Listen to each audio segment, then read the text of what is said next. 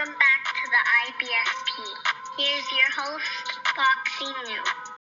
The problem with David Benavidez fans, and look, let's break it down honestly and objectively as possible. And the problem with David Benavidez fans is that they believe that Canelo Alvarez is afraid of this guy. They believe this guy's an elite fighter with zero flaws who can exploit every weakness that Canelo has, and that simply doesn't make sense. Stylistically, David Benavidez is a guy who's slow, who does not have great defense, and whose power is not at the same level as Canelo Alvarez. That's a recipe for disaster for a guy like David Benavidez. Now, David Benavidez, he's beaten Caleb Plant, which is Canelo Alvarez leftovers, by decision.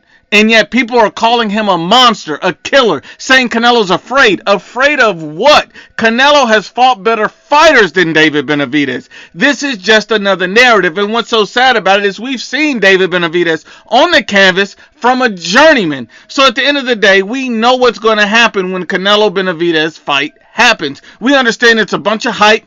All these guys are pushing for David Benavidez because they hate Canelo, and that's fine. You can be a fan. You can even be a fanboy. But don't be in the streets twerking when this guy gets exposed just like Errol Spence, because Canelo's a natural counterpuncher with elite skills, elite power, elite experience, while David Benavidez, his power's not all that.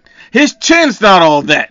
And his skills are not all that. So make that make sense. And the fact that Canelo Alvarez and his team is already in negotiations for a potential David Benavidez fight in September, and you have people complaining that it's not May, you guys look stupid. What difference does it make as long as you get the fight? Because either way, David Benavidez is getting exposed.